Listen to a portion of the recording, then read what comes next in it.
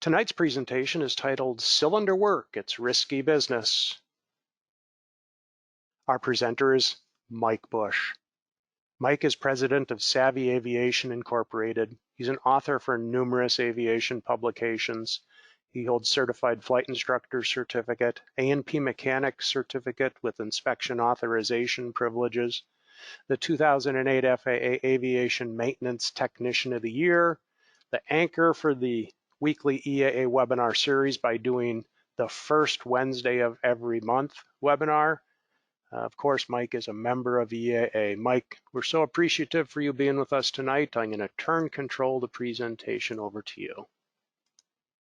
Good evening, Tim. Good evening, everybody. Tim warned me that we were going to have a record turnout tonight.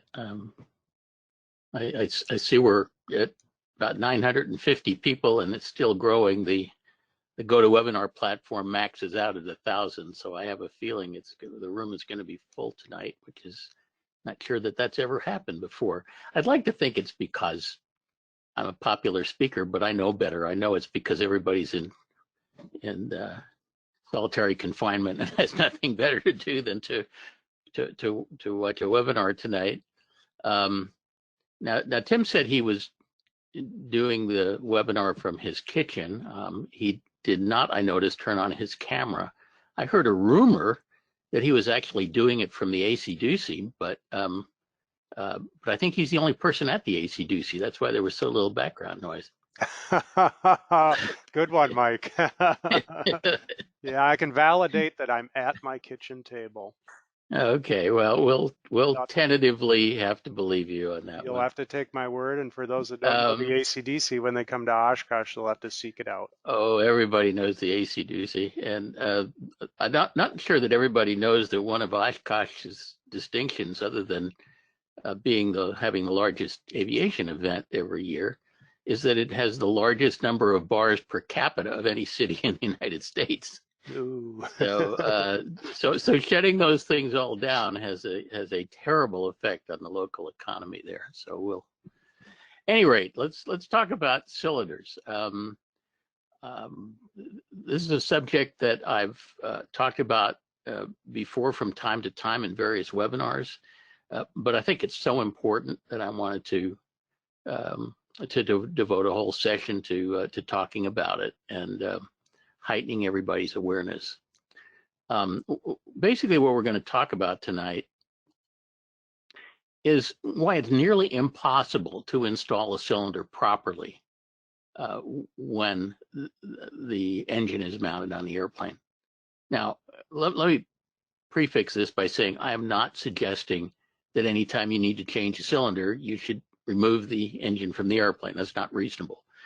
And towards the end of the webinar, I'm going to give you some very specific thoughts about what your takeaway should be. But when I've talked about this in the past, some people have misinterpreted me as saying, that anytime you need to change a cylinder, you ought to pull the engine and send it to an engine shop. And I'm not saying that. So let me just start off by saying that. But it is true that cylinder replacement is one of those things, and particularly the replacement of multiple cylinders at once. It is a procedure that has to be executed perfectly, and if it isn't, there can be dire consequences. I may be more aware of this than most because I've been involved in so many aircraft accidents that were caused that happened shortly after cylinder work and that were caused by catastrophic engine failure, clearly associated as maintenance-induced failures following cylinder work. This is a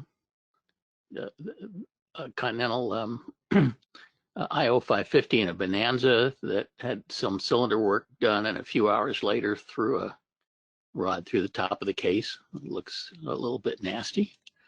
This is one from an SR20 client of mine who had some cylinder work done and very, very nearly had a catastrophic engine failure because one of the main bearings spun, and as you can see, the bearing was in serious seriously coming apart, and the crankshaft journals were showing signs of scoring and overheating and so on. This is one that I did some expert witness work on. This was a Bonanza that had some cylinder work done at Santa Monica, California. And then the first flight out of maintenance, a very prominent local physician and his wife took off in the Bonanza, had a catastrophic engine failure shortly after takeoff. Did a pretty credible job of ditching it in the ocean just off of Santa Monica. And as you can see, the airframe actually had very little damage. But unfortunately, there were no shoulder harnesses installed in that airplane, nor were they required to be. And so they wound up having blunt force trauma during the ditching, and they both drowned, which was very sad. There's a Cessna 206 on the left that went down. On the right is a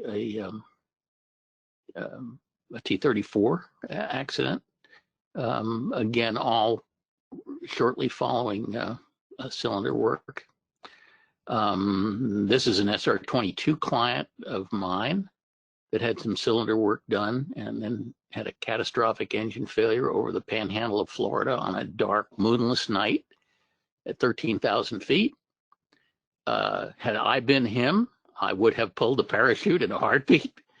He did not. He made a dead stick landing at a little airport on the Florida Panhandle and walked away without a scratch, which is more than we can say for the airplane. Actually, the airplane was in pretty good shape, but it was an airport with absolutely no services, so we had to send a team out in a truck to pull the engine out of the airplane and put a factory rebuilt engine into it. But it threw a rod, it knocked a magneto off the engine and so on. The thing is that cylinder changes are a procedure that is so common that most career GA mechanics, they do it so often that they don't think twice about it. They generally do not, in my experience, have any fear and trepidation about changing cylinders. It's just a routine thing that they do. And after seeing all of the accidents that are caused by cylinder changes, the question arises, well, why aren't these mechanics more nervous about it than they are? And I think the answer is simply that they believe they always perform the procedure properly, and that these accidents only happen when mechanics get careless or incompetent and screw it up. I was actually inclined to believe that for a while myself, that these post-cylinder change catastrophic engine failures were caused by mechanic ineptitude. Until I got into a discussion with a fellow by the name of Roger Fuchs. Roger, back in the day, was a principal of Western Skyways, which was a big, wonderful overhaul shop, fabulous reputation up in the Portland, Oregon area. Western Skyways closed and now and reopened in Colorado under different management. And actually, I work very closely with the guy who owns the new Western Skyways. But Roger was involved with the old Western Skyways back in the day. And Roger is probably one of the world's experts on the subject of engine assembly and disassembly and issues with critical fasteners and engines and so on. I don't think there's anybody in the industry that knows more about Roger. Nowadays, he's sort of semi-retired. He does some consulting and so on. He's a designated engineering representative, has been for many years. And so I wanted to talk to you a little bit about what Roger says about this subject, because it was kind of eye-opening to me, and I think it should be eye-opening to everybody. So I'll quote Roger a little bit. He says, "My concern comes out of decades of experience with particularly Continental engines, particularly the design of crankcases, main bearings, fasteners, and assembly practices." And he said, my experience indicates that there is a major risk to safety and airworthiness when performing cylinder replacement on mid to high time engines, not as a result of improperly performed maintenance actions, but rather as a result of maintenance actions by experienced mechanics who are attempting to perform properly according to the manufacturer's recommendations as published. Fuchs contends that there's a significant risk an engine might come apart after cylinder replacement, particularly when we're replacing multiple cylinders, like the infamous top overhaul where all the cylinders get replaced at once, even when the work is performed exactly as prescribed by the manufacturer. That's a pretty eye-opening thought, that a competent mechanic performing cylinder replacement precisely by the book can cause a catastrophic engine failure as a result of his actions. And the question is, how could that possibly be the case? Well, according to Roger, the root cause of all of these problems, spun bearings, thrown rods, cylinders that separate from the engine after cylinder change, is simply something we were talking about 2 webinars ago when we talked about bolted joints and tension, simply failure to achieve sufficient preload in the assembled fasteners. And as we talked about a couple of webinars ago, having sufficient preload is the key to having a strong, reliable bolted joint that won't loosen or break or shift under load. The preload has to be greater than the maximum repetitive stress that joint sees when the equipment is in operation. Because if the preload is greater than the stress that the maximum stress that the joint sees, then nothing moves, and the fastener itself hardly sees the repetitive stress. But if the preload isn't sufficient to be greater than the stress that's placed on the joint, and in the case of a cylinder, that joint is repetitively stressed very, very frequently, thousands of times a minute. So unless these conditions are met, the joint will shift under load. The fasteners will either ultimately fail through repetitive stress fatigue, or even worse, the repetitive stress will cause shifting that causes the fasteners to self-loosen. Notice that none of the fasteners that hold cylinders down are safetied in any way. They rely purely on preload to keep them in place. There's nothing to prevent the nuts from backing off. There's no cotter pins or safety wire or anything.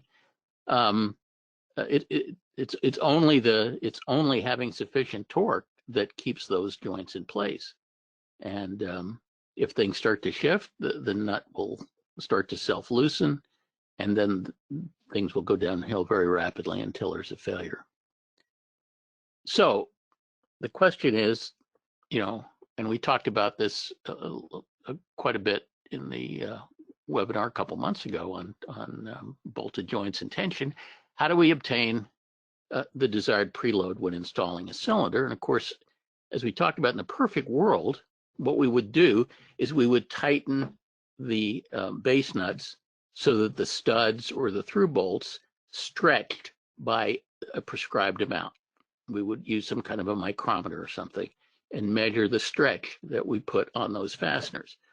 And if you do the calculations, the deck studs that hold a cylinder to the crankcase would need to be stretched about 5/1000ths of an inch to get the correct preload. And the through bolts, which are much, much longer and a lot stretchier, if you will, would have to be stretched by about 35/1000ths. So if we were going to do this right 100% of the time, that's how we would do it. We'd figure out some way to measure the stretch on those fasteners, and we would tighten them to stretch. And in fact, that's how critical fasteners like rod bolts, particularly in Lycoming engines, rod bolts are always tightened not to torque, but to stretch. They're tightened using a special micrometer until the bolt stretches the prescribed amount, measured in thousandths of an inch. Problem is, in the real world, mechanics have no practical way of measuring the stretch of deck studs or through bolts. It's theoretically possible. For example, there's laser equipment that can do that, but it's way beyond the means of any piston shop. This is the sort of thing you'd find in a forensic laboratory, but it's not the sort of thing you're going to find in a shop in the field. It would be, studs are hard to measure in stretch because you can't put a micrometer on them. Because one end of the stud is buried in the crankcase, you can't measure it. In theory, you could measure a through bolt if you had a gigantic micrometer that stretched all the way across the whole engine and was, I don't know, suspended from the roof of the hangar on a crane or something. But practically speaking, there's no good way to do that. So in the real world, with these things being changed out in the field, mechanics are relegated to using a calibrated torque wrench. And unfortunately, using calibrated torque wrench turns out to be not a very reliable method for ensuring that the proper preload is on the fastener. The amount of preload generated by torquing a nut to a specified torque can vary a tremendous amount. And the reason it can vary so much is because the lion's share, 85 or 90% of the torque that we apply with a torque wrench when we're tightening a fastener doesn't stretch the fastener. It is dissipated overcoming friction. Basically two kinds of friction. The friction between the face of the nut and the thing that the nut is being tightened against. It's called nut face friction. And the friction of the nut's threads rubbing on the bolts, on the stud or through bolts threads. And between nut face friction and thread friction, 85 or 90% of the applied torque would be dissipated, leaving only 10 or 15% left to actually stretch the fastener, which is really what we're trying to accomplish. And the amount of friction is highly unpredictable because it has so many different factors associated with it, including the use of lubricant, the condition of the threads, the condition of the cadmium plating on the threads. There's just so many things that affect the frictional losses that we can't be very sure how much we've actually stretched that fastener when we tighten it to a specified torque using a perfectly calibrated torque wrench. This slide is sort of illustrating the losses and how profoundly the amount of frictional losses vary with lubricant. In that graph on the left side, the bottom line is torquing the fasteners dry, which is how we torque most fasteners, but cylinder hold down fasteners in particular are not supposed to be torqued dry. They're supposed to be torqued wet. And then the question is, wet with what? If we lubricate them with oil, that roughly cuts the friction in half. If we lubricated them with a really good lubricant like moly grease, it would cut the friction by 3/4. But the amount and kind of lubricant that's used has a profound effect on how much the frictional losses are going to be, and thus how much of the torque that we apply with the torque wrench actually goes to stretching the fastener. Now, the wet torque method, which is what the manufacturers recommend in the maintenance manual, works adequately during initial assembly at the factory. or at a really good engine overhaul shop when all of the fasteners are new and so on. And when the engine is mounted on an engine stand, so that access to all those fasteners is unencumbered by anything. All the fasteners are new. If all of those things are true, then the wet torque method works adequately well, which is why it works pretty well when they put engines together at the factory. We don't hear about a lot of engines blowing up shortly after they come out of the factory or after they come out of really good overhaul shops. But it works a whole lot less well when the cylinders are being replaced in the field under much less than ideal conditions and with the engine still mounted on the airplane. So Roger identified a series of obstacles to achieving the proper preload, even when mechanics are trying to do it right. And I want to go through those with you. The first obstacle is that when cylinders are replaced in the field, almost by definition, the fasteners aren't new. The cylinder is being installed using the same old used hold down studs that were threaded into the case when the engine was built, and with the same old through bolts that were installed in the engine when it was built. And depending on how many times those fasteners have been loosened and retightened, the condition of the threads and the plating on the threads can vary dramatically. And there's actually quite a bit of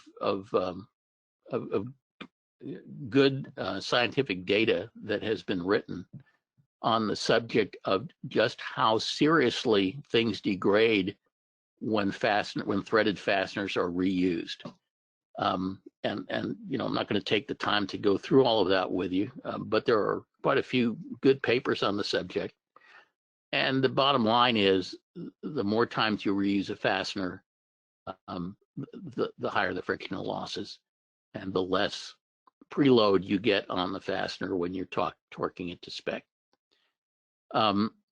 It's particularly important to understand that these fasteners, when they are new, are CAD plated. They're CAD plated steel, cadmium plated steel. And the cadmium plated is extremely thin, about 8 microns, relatively soft, and it's very slippery. So it makes a very good thread lubricant. But when the fastener gets reused, when it's loosened and then retightened, most of the CAD plating winds up being removed in the process. And so it's a whole lot less slippery the second time you tighten the fastener. And when cylinders are being changed, it's kind of hard to tell how many times those things have been loosened and retightened. It may be multiple times. So when cylinders are replaced in the field, the through bolts and deck studs are never replaced. They're always being reused. Hold down nuts should never be reused. Those things should always be thrown in the trash and new ones installed. But if you hang around maintenance shops, you'll find out that that's not always done. In fact, might not even be done the majority of the cases. Again, the kind of stuff we're talking about tonight is something that, you know, I was never trained about it when I went through A&P training, and I would assume that the vast majority of A&Ps, if not all of them, were never trained about any of this stuff when they were going through training. So, you know, they don't know that there's anything wrong with reusing these nuts. And the manufacturers aren't very explicit about it. They don't say never reuse the nuts. It's only people like Roger who know what they're talking about that tell you that this is really important stuff. But even if you use brand new nuts, you're still stuck with using not new hold down studs and through bolts. That's just something that it's not practical to replace in the field with the engine on the airplane. It's only the kind of thing that's practical to replace during a complete teardown in an engine shop. the threads on the through bolts and deck studs may be worn or damaged, but mechanics typically aren't taught that they should pull out a magnifying glass and inspect those threads before they reinstall a cylinder. And I've literally never seen anybody do that. But you know, when you get into the meat of this thing, you realize how important the condition of the threads is as to whether torquing that fastener is going to result in the correct preload or not. The second thing is the fasteners may not be adequately lubricated. Now, Lycoming and Continental both say that the fasteners are to be torqued wet. It does say that in the instructions. Continental calls for using 50 weight engine oil, which is pretty lousy lubricant, but it's a lot better than nothing. Lycoming suggests using a 90-10 mixture of engine oil and STP. I wasn't even sure you could still buy STP, but I checked and you actually can. That's the stuff that, you know, Andy Granatelli used to advertise back in the day, if any of you guys are old enough to remember that. But it's a friction modifier, and that's what Lycoming suggests. There are vastly better thread lubricants available. But again, this guidance that Continental and Lycoming published was published like decades and decades ago and has never been changed. To achieve proper preload, the lubricant has to be liberally slathered all over the fasteners, the threads, the nut face area, not just the threads, but the nut face area, because the nut face area is where the majority of the frictional losses are. Nobody teaches mechanics that, though. And according to Fuchs, mechanics are generally reluctant to use very much lubricant on the threads and nut faces because it, his quote, conflicts with their innate desire for tidy-looking engines. And, you know, to be honest with you, to lubricate these things properly makes quite a mess. And then you got to clean up the mess afterwards. And most mechanics don't want to make the mess, and they don't really understand the importance of getting enough lubricant on this stuff. By the way, that's Marie Kondo on the slide. She's the tidying up lady who made zillions of dollars teaching people how to tidy up. And so Fuchs thinks most A&Ps are like neat freaks about that. And again, stuff that I got out of my conversations with Roger. He says, I find the use of too little lubricant rather common in the maintenance industry. It's a very serious issue when assembling used fasteners. Why used fasteners particularly? Because most of the CAD plating is gone. And so the only lubricant left is what gets slathered on the fasteners. And it's usually not enough. The third factor, I kind of alluded to this, is that the lubricant is rather poor. Plain 50 weight oil, which is what Continental recommends, is not a very good thread lubricant.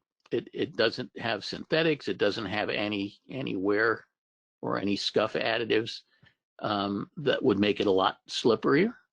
You know, if it were me, I'd put a bunch of cam guard on there or something. There are a lot better lubricants than plain engine oil, but that's what the guidance from the manufacturer calls for. Again, Lycoming calls for a 90-10 mixture of engine oil and STP. How many shops actually bother to go find the STP and mix up that witch's brew?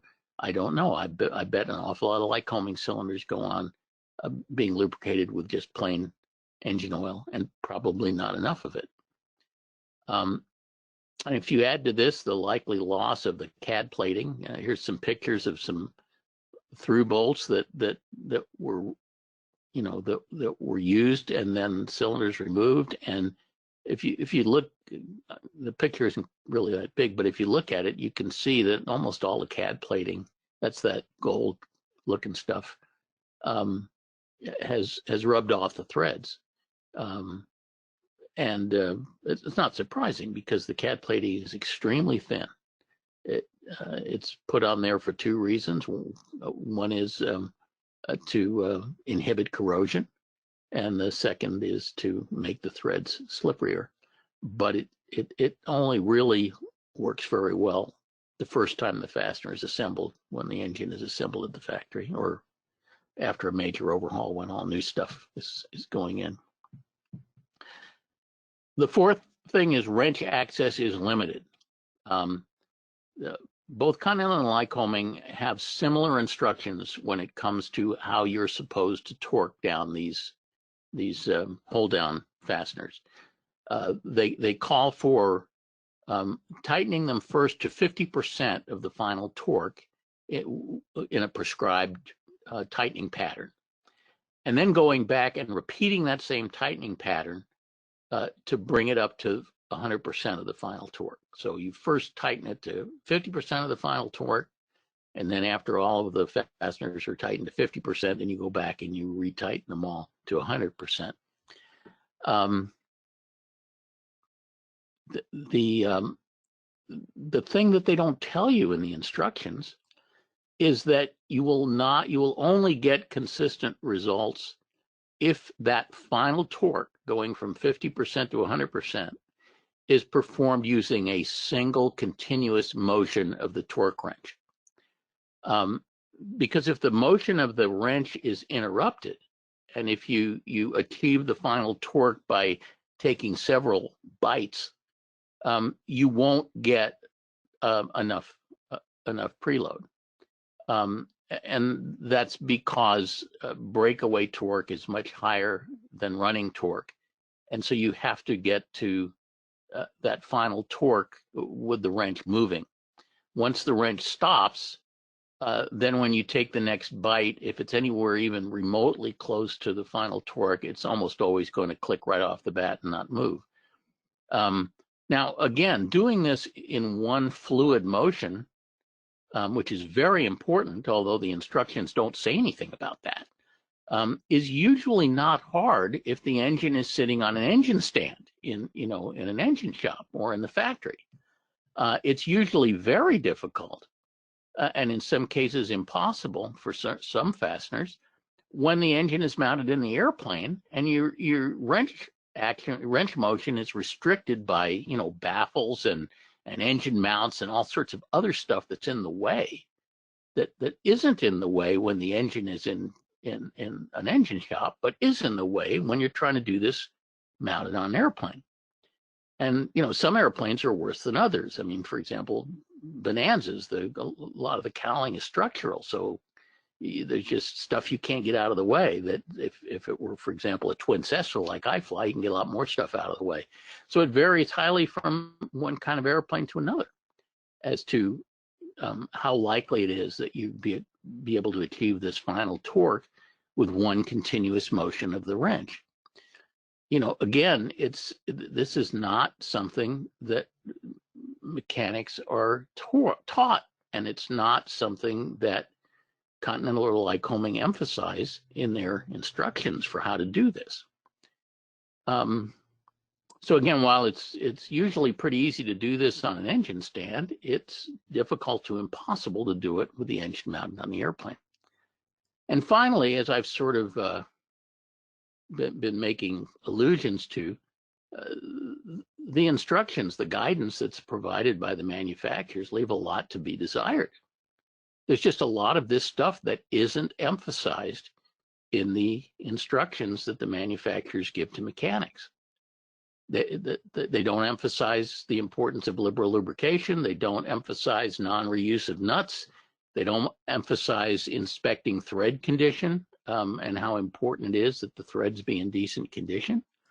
And as we talked about a couple of months ago, nobody but Rotax, to my knowledge, provides any specs for tightening the fasteners using anything but the torque wrench method, which is a terrible method. There's a much better method called the torque angle method, which is used in almost every other industry, racing cars, diesel locomotives, in order where it's important to get a critical fastener to the proper preload, where you tighten it to 50% torque to begin with, but then instead of tightening it to 100% torque, you starting with a 50% torque, you turn it a specified number of degrees.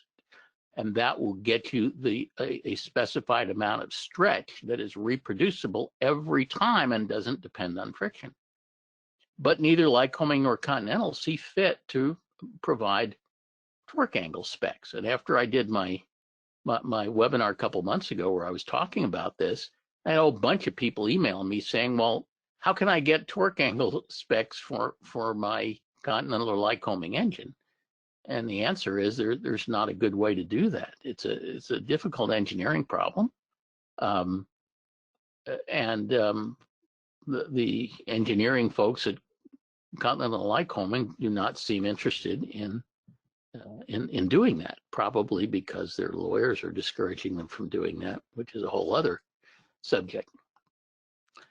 Also, the manufacturers fail to emphasize the importance of using torque plates when multiple cylinders are removed at once.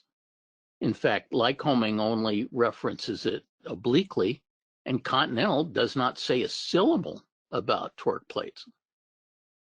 And I hear some of you out there saying, what's a torque plate? And don't feel alone, because that's what most A&P mechanics would say too. Because they've never heard of torque plates because the manufacturers don't, well, at least Continental doesn't mention them at all, and Lycoming sort of mentions them, but not in a very obvious way.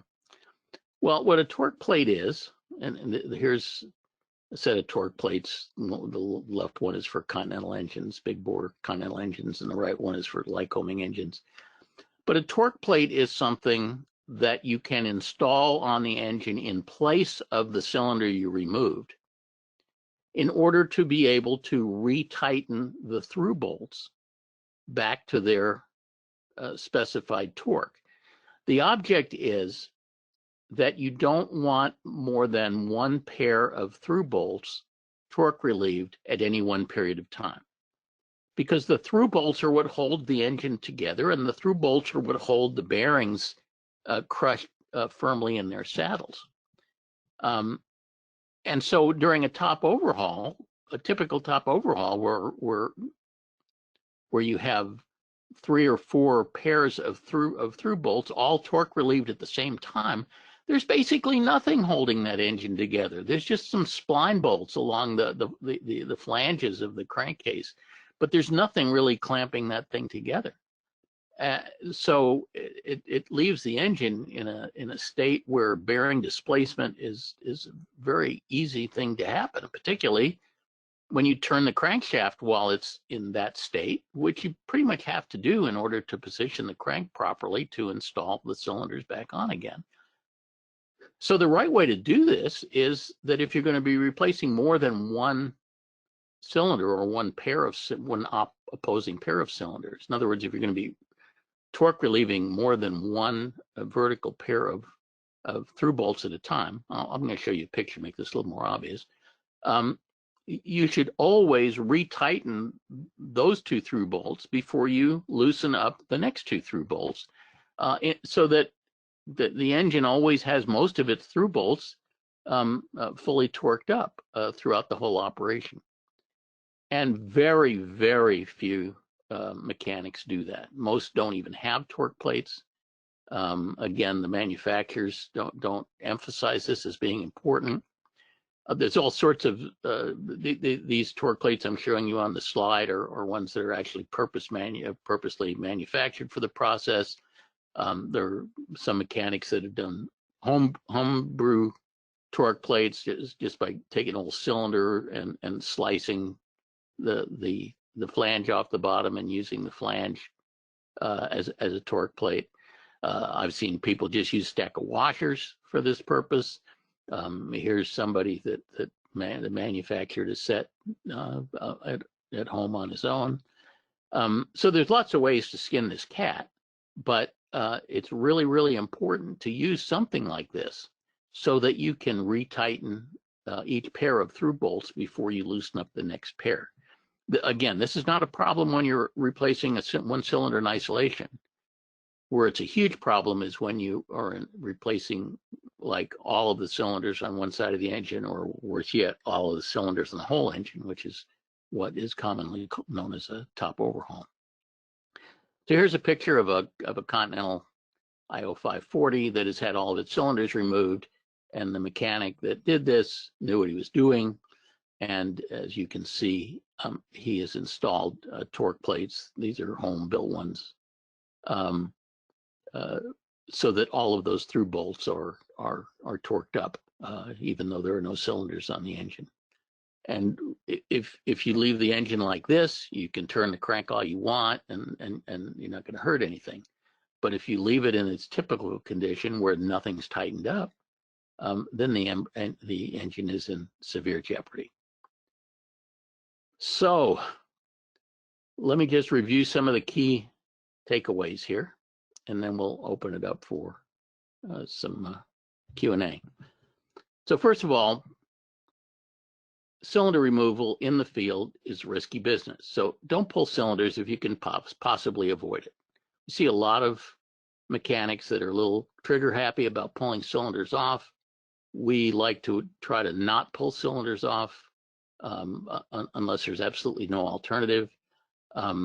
Seen lots of cases, for example, where cylinders have poor compression because of the exhaust valve isn't sealing real well, where we can use a little valve grinding compound and lap the valve to the seat and bring the compression up dramatically with the engine, with the cylinder still on the engine. Of course, how bad a cylinder has to be before you pull it off. There's still a lot of old school mechanics who say if the compression's less than 60/80, the cylinder has to come off. That's very, very old fashioned. And we're typically happy with compressions that are much lower than that, because it's now been shown that there's really no correlation between compression and horsepower, or compression and safety, and so on. So the compression has to be pretty awful, and there has to be no good way of getting it back without pulling the cylinder off before we'll agree to pull a cylinder off. So don't be in a hurry to pull a cylinder off. Try to resolve the problem other way. And for sure, try never to be pulling multiple cylinders off at once. Do it on the installment plan if you have to. Top overhauls are like the riskiest of the risky as far as the situation is concerned. If you're pulling off multiple cylinders at once, use torque plates. Make sure that you never allow more than 2 pairs of through bolts to be torque relieved at any one time.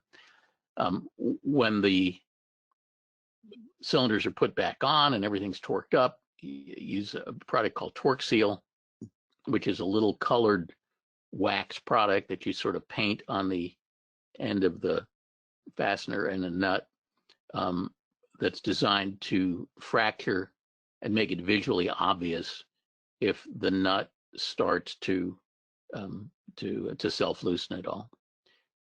It's not a bad idea at all to recheck torques after 50 hours. Now, understanding that the torque check is only going to be a very gross check, because when you're torque checking these things, most of the time it's not going to move, because the breakaway torque is much higher than the running torque. So when you recheck the torques, you're not going to be able to tell that it's accurate unless you loosen the fastener and then retorque it from scratch. But you'll at least be able to tell that it hasn't severely loosened in the first 50 hours.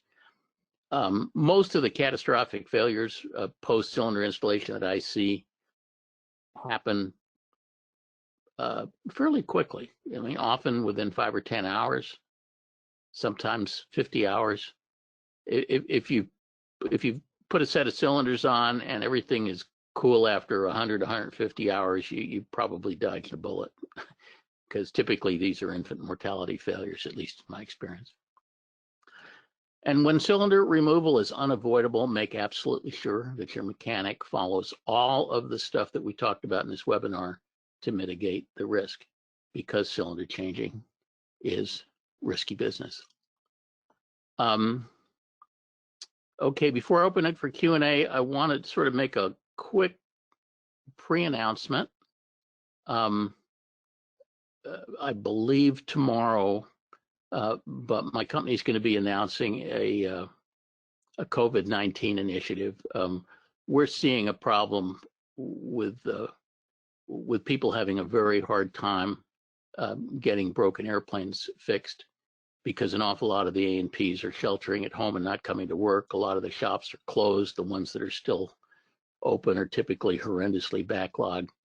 So we've decided for at least the next 90 days up through the end of June that we're going to be making our breakdown assistance service free to any aircraft owner that wants to register for it.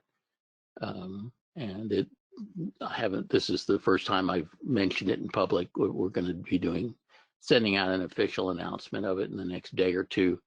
If you're on my newsletter list, you'll get that. If you're not on my newsletter list, you might want to put yourself on my newsletter list.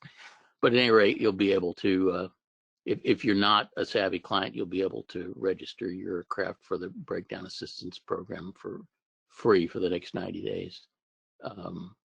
It's normally something we charge $150 a year for. We've got about 4,000 people signed up for the program, but we've got a real problem on our hands with all the mechanics being inaccessible. So we wanted to do what we could to keep the fleet flying for those of you who are capable of venturing out to the airport anyway. And with that, Tim, let's open it up for some Q&A. All right, Mike. Thank you so much for offering your services to folks out there. That is a very generous, and encourage people to take advantage of that very professional service that you offer. Thank you so much for doing that for the community. You bet. And I have a horrible feeling it may be for more than 90 days, but we're taking everything a day at a time now. I know all you guys are just like hanging on by your fingernails as to what they're going to do, whether they're going to call off AirVenture this year, which would certainly be a first in the 50 years that I've been doing this stuff. Right. It's on as of right now, so we're proceeding as it's on, and that's all I'm going to say about that, because we got a lot of questions. Let's dig into these questions. And first, John's, do you recommend the aircraft owner insist on an A&P using new hardware if they have to do any cylinder work? Well, for sure, you should insist that hold down nuts never be reused. It's not really practical to replace through bolts in the field. It's not easy to get them out. It usually requires a lot of bashing with a hammer, and it's not easy to get them back in. And I have a feeling that trying to replace those fasteners would be might cause more problems than it would cure. Again, it's possible to restud the case, but that's not the sort of thing that people normally do, again, with the engine mounted in the airplane. So I think what I would say about that is always throw any nut that you take off in the trash and use brand new ones. As for the studs and the through bolts, the threads should just be carefully inspected, and if they look okay, then reuse them. I mean, it would be great if we didn't have to, but we have to do something practical. On the other hand, if the threads are clearly damaged, if there's any corrosion on them, then it probably is not a good idea to reuse them, and then you have to think about the possibility of replacing them. It's not something. It's kind of painful to have to replace those fasteners while the engine's still in the airplane. But the nuts, there's never an excuse for reusing a nut. It should never be reused. James is wondering, many mechanics will torque the cylinder hold down nuts on initial installation and then retorque the nuts again after about 10 hours. Is this an adequate alternative?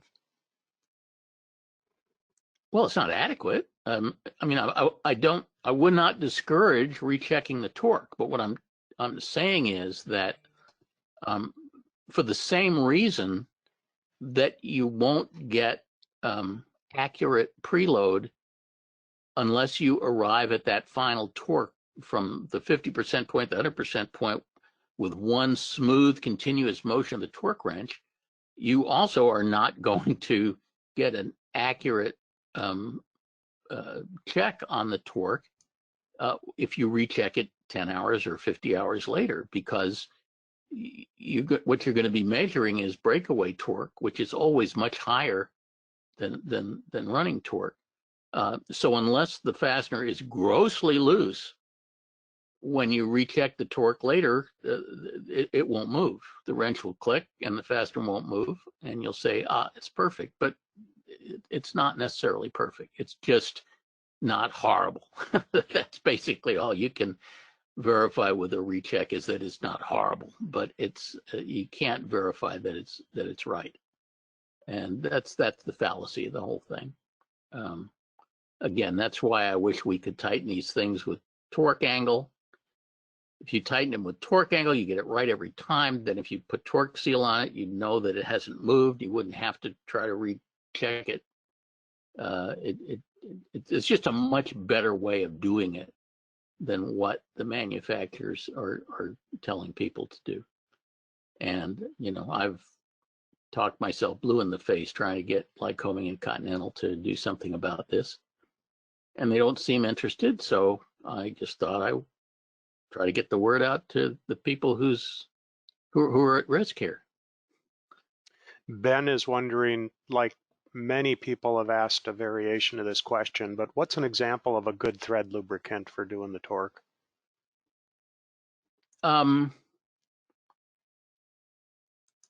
Well, I'm going to say something funny here. I was going to say Aeroshell 15W50 wouldn't be a bad thread lubricant. Now, the irony is that Aeroshell 15W50 is the one and only piston engine oil that I actively discourage people from using in their engines, because the synthetics don't work very well with leaded avgas. But when you're looking for a thread lubricant, you don't really care about leaded avgas. You just care about how slippery this stuff is. And what you'd really like is a synthetic lubricant with very high film strength. And then you'd like lots of friction modifier additives. So something like Aeroshell 15W50, if Mobil AV1 was still available, which was 100% synthetic, I'd say that, but they haven't sold that for decades. But something like Aeroshell 15W50 with maybe 10% of cam guard added to it would make a pretty good thread lubricant. There are some commercial thread lubricants you can buy that are not, targeted for aviation specifically, that are specifically designed for this task and would be much more effective than 50-weight engine oil. And again, I don't want to go too far here, because somebody's going to say, well, gee, if you use a lubricant that's too good, how do you know we're not going to over stretch the bolt and put it near its yield strength and stuff? And unfortunately, I don't have access to the Continental and Lycoming engineering labs, so I can't really answer questions like that. All I can tell you is that the lubricants that we're using are crappy, and we're not using nearly enough. And you sort of have to take it from there. Kurt's wondering, would over torquing be better than under torquing, just to be sure? To a limit. The thing you don't want to do is get too close to the yield strength of the bolt and start to deform it, or the stud or the through bolt. In my judgment, that's less of a problem with Lycomings than it is with big bore Continentals. Big bore Continentals use horrendous amounts of torque on their through bolts. In fact, the torque that they use on their through bolts, Continental kept increasing it because it wasn't enough. And they increased it to the point that the 6-point nuts that they were using wouldn't work anymore. The wrench would just would just strip off the corners of the nuts. So they had to switch over to 12-point nuts in order to be able to get enough torque on those things. So over torquing Continental through bolts, which are already torqued horrendously high, frighteningly high, to be honest with you, I think would be riskier. A little bit of extra torque on the Lycoming through bolt probably wouldn't be nearly as bad. But again, I can't be putting myself in the position of second guessing the Lycoming and Continental engineers because I don't have access to their data. The main thing I'm trying to point out is not that the Continental and Lycoming procedures are bad. It's that they don't work very well in the field. They were designed to work in the factory, and they work okay in the factory because they're being used under, laboratory perfect conditions. When you're out in the field, it's a whole different standpoint, and these procedures don't work nearly as well for all of these reasons that I've tried to enumerate tonight. Don is wondering, it appears that most of the slides were Continental cylinders. Do you see the same with Lycoming cylinders? Yes, but I think the Continentals are more at risk for a whole bunch of reasons that I probably won't get into. But the Lycoming design of how bearings are clamped in the bearing saddles and how much meat there is on the mating surfaces of the bearing saddles where they're clamped together by the through bolts and stuff. The Lycoming design is more forgiving than the Continental design. So let me just say that they're both subject to the same sorts of problems, but the Continentals, I think, are more vulnerable to error than the Lycoming ones, or the Lycomings are more forgiving, let's say, of error than the Continentals. Joe's wondering, would a jam nut or pal nut installed on the through or case bolts help prevent loosening of the nuts? No, that's a great question. I'm not 100% sure why they don't do that. Of course, if you did use a jam nut, you would be almost intentionally damaging the threads and making it that much harder to reuse those fasteners a second time, and that may be why they don't do it. But again, if the proper preload is achieved, then self-loosening is not a problem, and it typically is achieved when the engines are built and when they're overhauled, at least by competent overhaul shops. The problem is that they're not always achieved when cylinder work is done in the field for all the reasons that we talked about. So several people are wondering, well, what do you do when you got to replace a cylinder, when it just has to be done? Do you prefer, though, that you use an overhaul and you overhaul your cylinder, or just install a whole new cylinder assembly? Well, neither of those two things don't really have any impact on what I've been talking about tonight, because I don't care whether you're using a continued time cylinder or a new cylinder, or whether you pull the cylinder off and you couldn't find anything wrong with it and you're putting it back on. The problem we're talking about with respect to getting the fasteners tightened correctly has really nothing to do with what kind of cylinder you're installing. It has everything to do with the process of installing it, and that has everything to do with the nuts and the studs and the through bolts and the torque wrench, and nothing really to do with the cylinder that's being installed.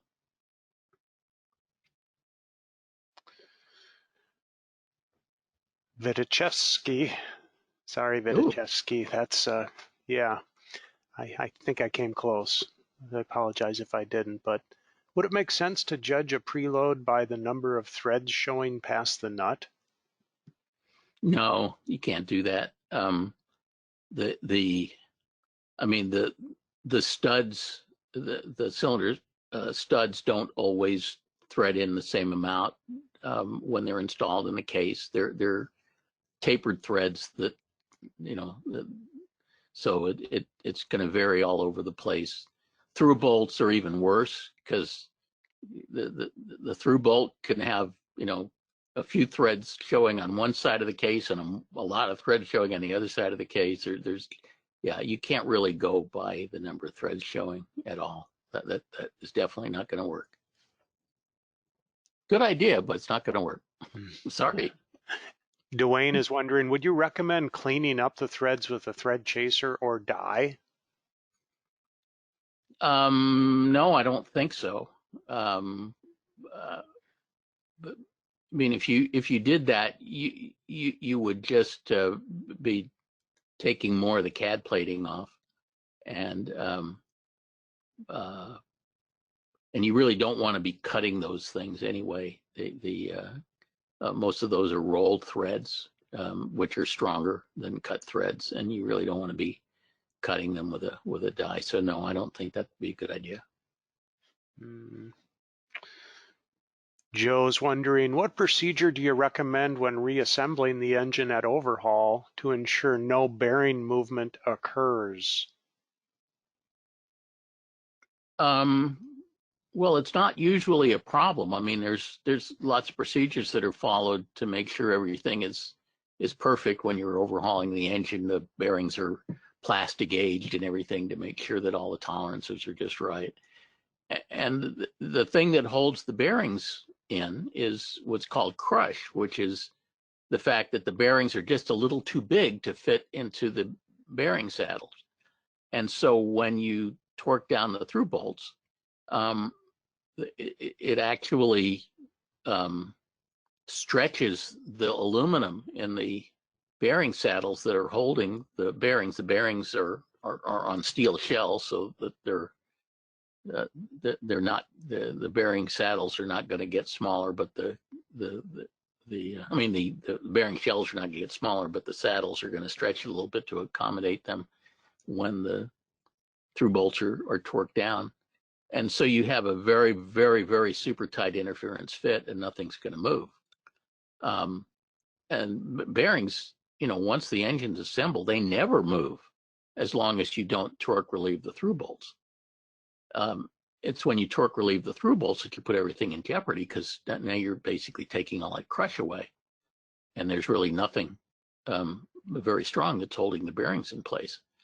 So anytime through bolts are torque relieved, there ought to be a big streamer on the propeller saying, "Do not rotate the propeller." But the problem is that when you're removing and installing multiple cylinders, you have to rotate the prop, because you have to position each crankshaft throw and connecting rod and stuff in the right position for the particular cylinder to be reinstalled. So you have no choice but to move the prop. So the discipline is, it's okay to torque relieve the bearings. It's okay to move the prop. You better not never let those two things happen at the same time. And that's what the torque plates are all about. The torque plates say, look, we're going to rotate the prop, but we're going to make sure that the through bolts are all fully torqued up before we do that. And we're going to, since we don't have cylinders there, we're going to use torque plates instead to allow that to take place. All right, so let's see here. Just a comment. Bill seems to think narrow deck new nuts are $50 a piece now. Yeah. Wow. That must be why they don't always get thrown away and new ones put on, because that would double the cost of the cylinder, he said. No, that's a bit of an exaggeration. Yeah. But because the cylinder is $1,500 or $2,000, so it would take a lot of nuts to do that. But that's a really good reason not to remove cylinders unless you really, really have to. So then Harry's comment and question, he says, when I change cylinders, I pull one off and put a new one on. Then I go to the next one, do the same thing until all are changed. And then the question is, can you buy spray-on cadmium plating? No, it's plating. It's not spray-on. It has to be done through electrolytic deposition. Oh, that was that was a $50 word, wasn't it? Wow. And I that was came out surprised that so that one came smoothly. out of my mouth. I don't Yeah, well, it know. just flowed too, man. It was You, just right you there. just never know. You know, you get cooped up long enough at home, you never know what's going to come out of your mouth. Oh gosh. So torque wrenches, let's talk about those a little bit. William's wondering, what about torque wrench calibration, and do you find a lot of badly calibrated torque wrenches? Well, I'm not really an expert on that. I know we've made a lot of progress because nowadays you can buy digital torque wrenches which tend to hold their calibration a whole lot better than the old mechanical ones did. Um, and I suspect that how well a torque wrench holds its calibration has to do with how often it's used, how often it's dropped on the floor, lots of things like that. Hmm. Um, but to be honest, I don't personally change enough cylinders that I'm going to put any torque wrenches to the test because I try really hard never to change cylinders.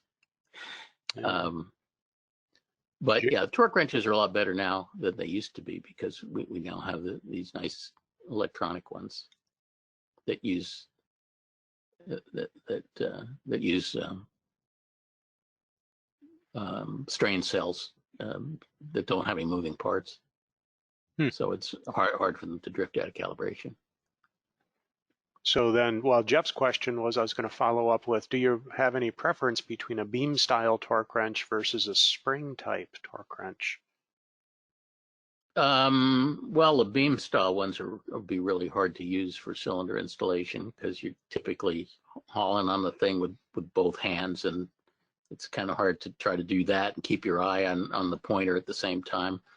But like I said, I think the best would be to get an electronic torque wrench, although they're more expensive, but they're really accurate and they hold their calibration real well, and they give you a nice little beep when you get to the right torque instead of a satisfying click. Um, but I think they're good. But I would much rather not have to invest in a pricey torque wrench and get torque angle specs instead, where I could invest in a nice protractor. Protractors never go out of calibration. You never have to recalibrate them. It's amazing how that works. A fixed scale that doesn't change, huh? Yep. So Kevin is wondering, the four-cylinder engines, such as an O200, are they as critical as six-cylinder engines? Not as critical, no. And the torques involved are not nearly as high. Mm-hmm. The bigger the engines, the the greater the torques involved and the more potential for problems. And as we've talked about, the big Continentals are probably the most critical because of the very, very high through-bolt torques involved.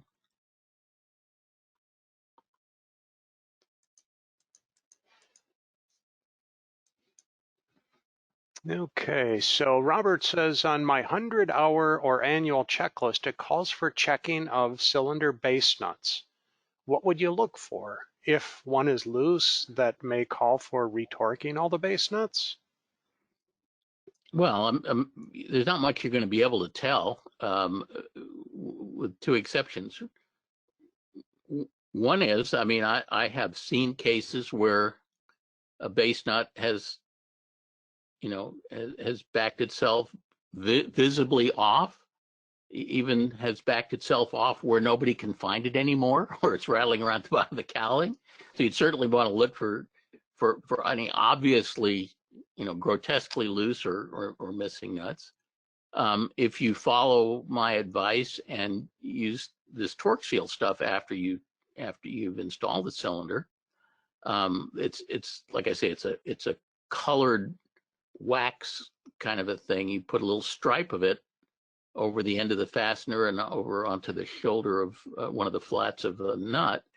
And then if the nut moves at all, this waxy stripe just fractures, and it makes it really, really visually obvious that something has moved. And that's probably a pretty good thing to do. The factory always puts that on when they assemble the engines, and the good overhaul shops do. And again, a lot of mechanics don't bother to do that when they do cylinder work in the field, but it's not a bad idea. It doesn't take, any significant extra time to do it. So it's good practice. Neil is wondering, will the fastener stretch change with temperature? So it has to be done in a temperature controlled environment?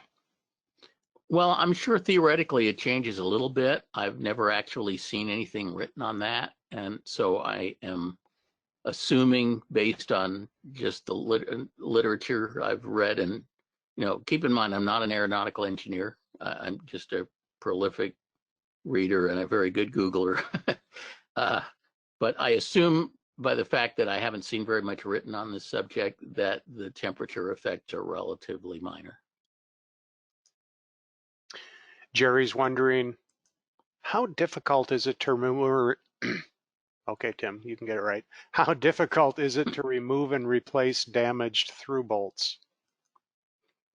It's not easy. I have done that.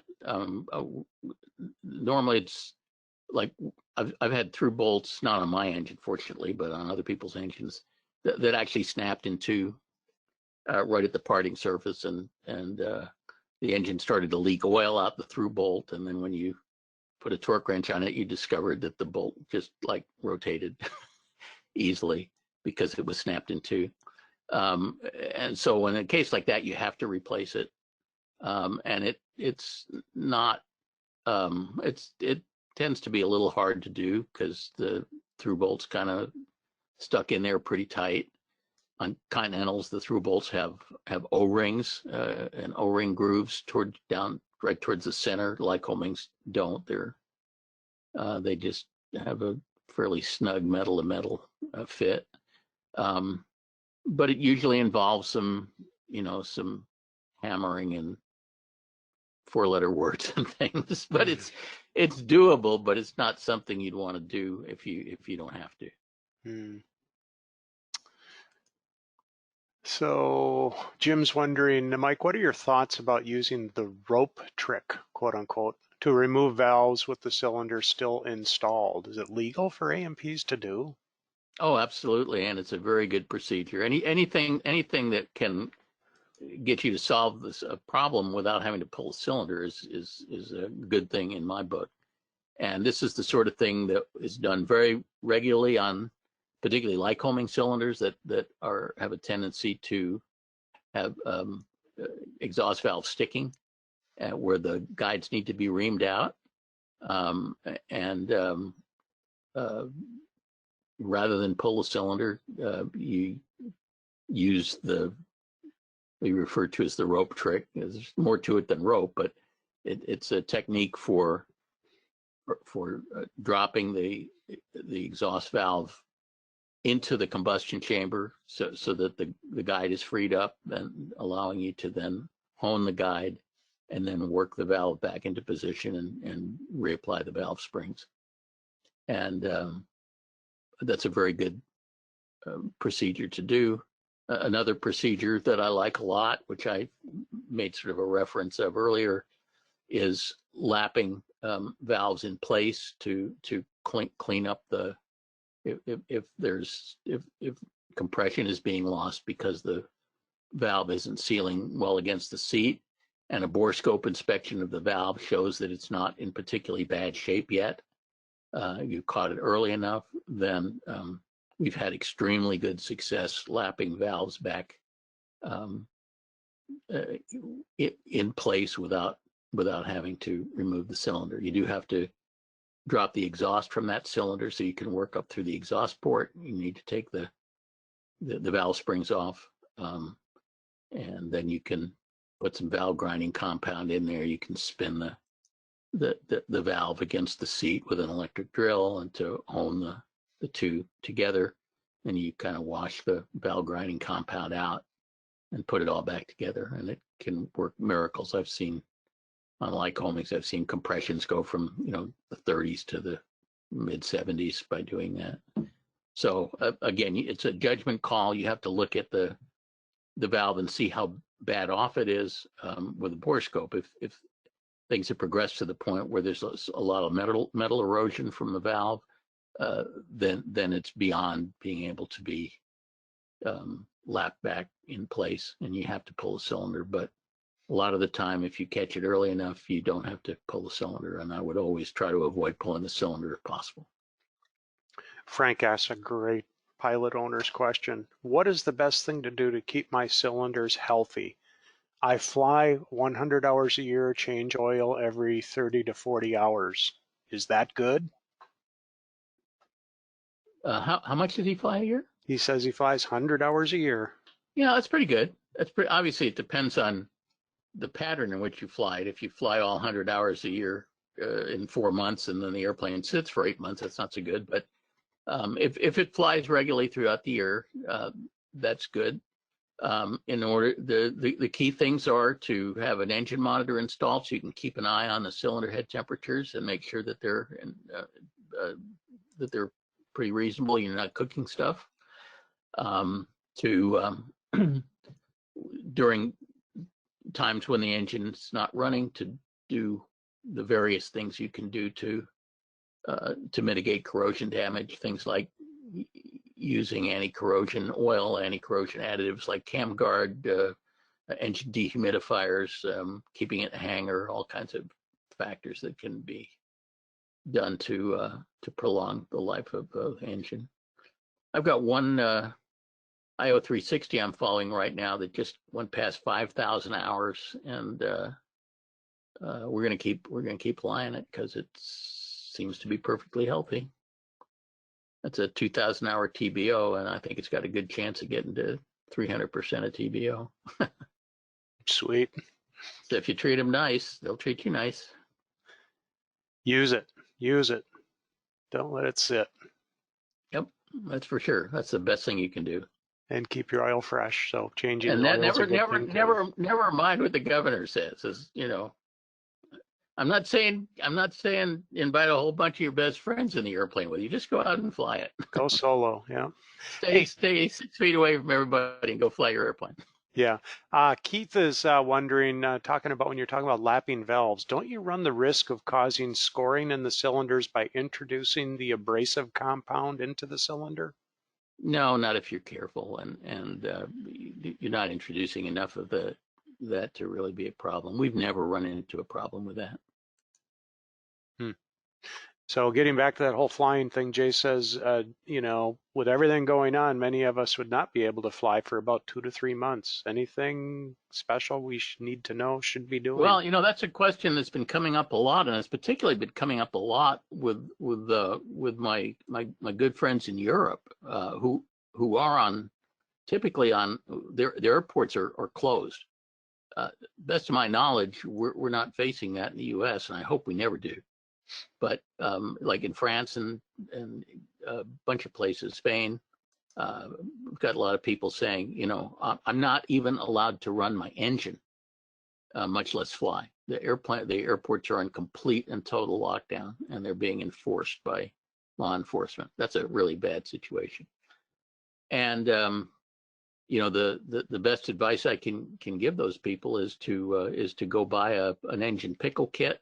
Like the Tannis one that Aircraft Spruce sells, and pickle the engine, because you don't know how long the thing's going to be down. And this involves putting a special anti-rust oil in the engine, and it involves replacing all the top spark plugs with desiccant plugs, and putting some desiccant bags in the induction exhaust system and duct taping them over them to keep all the moisture controlled.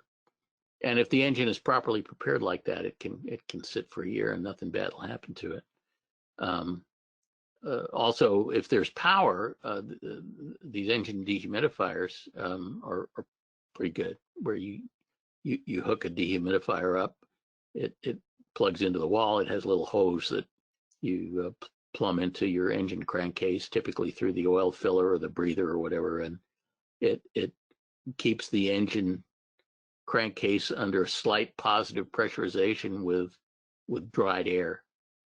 And there are two forms of these. There's one form that uses desiccant crystals that have to be periodically changed, And then there's a more expensive kind, I think about $500, that actually has a little dehumidifier, kind of like a little mini air conditioner, that chills the air and gets rid of all the moisture by chilling it, and then puts the dehumidified air into the crankcase. It doesn't take a whole lot of air, just a slight positive pressurization to force all the moist air out of the engine and keep totally dried out air inside the engine.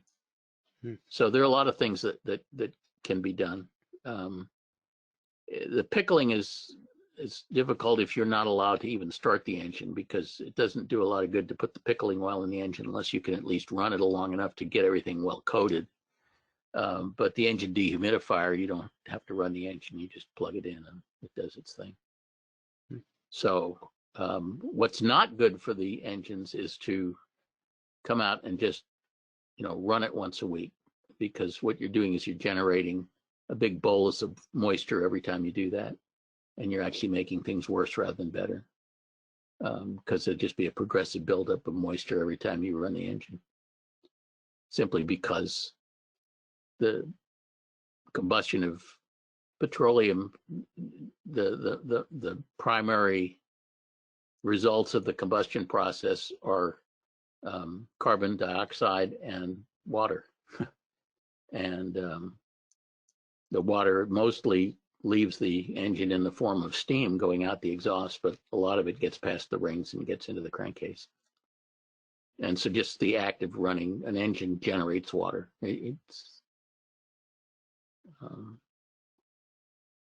So we don't want to just be running the thing unless we are going to be getting the engine up to temperature where we're going to be boiling off that water. Otherwise, it's just going to keep collecting progressively. Michael's wondering, does keeping the engine preheater on it all the time keep it drier? Like a Tannis? Yeah, Tannis actually did a really interesting study on that some years ago. Had a nice white paper, which I think they've taken down, but it was some pretty good research that they did. And the conclusion was that if you use a dehumidifier, then it's okay to leave the preheater on all the time. It's probably good to keep it on all the time. But if you don't use a dehumidifier and you just plug in the engine, what happens is that the preheater will vaporize the water, and the water vapor will drift around inside the engine looking for something cool to condense on. And every engine has something that is relatively cool because the preheater doesn't preheat everything. I know on Continentals, it's typically the starter adapter. And so if you have a Continental engine and you run it on the preheater all the time and you don't pump dehumidified air into the engine, what you ultimately will wind up with is a starter adapter shaft gear that's just a massive rust. And those things are about $4 or $5 grand a piece to replace, and about 4 hours of labor. So so the Tannis's recommendation is, if you use a dehumidifier, then leave your heater on all the time. If you don't use a dehumidifier, and you don't live in, like Denver, where it's automatically dehumidified, then it's not a good idea to leave the heater on. Just turn it on, some hours before you go flying, but don't leave it on all the time. Well, wonderful, Mike. We've reached the end of our allotted time here. It's been a great webinar. So many questions, everybody. Great question and answer session. We were maxed out at 1,000 seats. Holy mackerel! Tonight. So we had a full house tonight. 1,000 seat max capacity webinar, first ever. You know what that means, don't you, Tim? You're going to have to go to webinar and ante up for 2,000 or something. Yeah, right. Well, take a moment to share. I didn't think we were ever going to reach 1,000. That's pretty cool. Really. Yeah. Well, unfortunately, under these conditions, but yep, that's right. Be it as it may, please take a moment and maybe with us for a while. Yeah, share your closing thoughts with everybody, please, Mike. Okay. Well, first of all, I wish everybody to stay healthy, and we'll all do our best to flatten the curve and unfortunately, that's going to make it longer that we're going to have to deal with this, but hopefully a lot less people are going to get seriously ill and our hospitals won't get overrun. If you're not on my newsletter list, you can sign up at the Savvy Aviation website. By the way, we just deployed a whole brand new website last night. That's why I was up till 5 in the morning, which is why I'm surprised I'm not slurring my words right now, getting the new website up. So, so you can sign up for the newsletter on the website, or you can stay on and fill out Tim's post-webinar survey and check the little box that says you want to be on the newsletter list. And we're going to be sending out to everybody in the newsletter list this announcement within the next couple of days about our COVID-19 free breakdown assistance special that we're going to be doing to try to help owners who are stuck with mechanics that either can't come to work or shops that aren't opening, that sort of thing. All 4 books are available on Amazon now. I'm so happy to say that all 4 are there, and I'm not going to be writing any more books for a while because my new book writing project is not really a book writing project, but I've made a decision that over the next year I'm going to try to generate audiobook versions of all 4 of these books. And I'm going to start with Manifesto, which is the small one, and find out just how long it takes to turn it into an audiobook. I'm pretty sure I can do Manifesto, but whether I can do the other 3, which are all over 500 pages long each, that remains to be seen. Depends on how Manifesto goes, but I'm hoping to do that. So that's what I'm going to be working on in the book department. They're already available in paperback and Kindle, and all the Kindle versions, by the way, are marked down. They're now at $9.99 for the Kindle version of all of these books. But I will be doing audiobooks, starting to work on audiobook versions. And next 3 first Wednesday of the month webinars. Nobody said anything about today being April's Fool's Day, did they? No. The Tim at the AC Doocy was my April Fool's joke. Okay. Oh, thank you. As a non-drinker, I wouldn't be in there anyways. The next month's webinar is about what it's legal to install in a certificated aircraft, and whether it's okay to install uncertificated equipment in a certificated airplane, and if so, what rules you have to follow. And it's called Hot Seat because this webinar was inspired by somebody who was very concerned that somebody a mechanic installed an automotive seat heater. Obviously, it was a Skyhawk base somewhere cold. Mechanic installed an automotive seat heater in the Skyhawk. And this person was really, really concerned that it might not be legal, and so asked me about it. And the answer is a little bit complicated, and that's why I'm doing a webinar about it.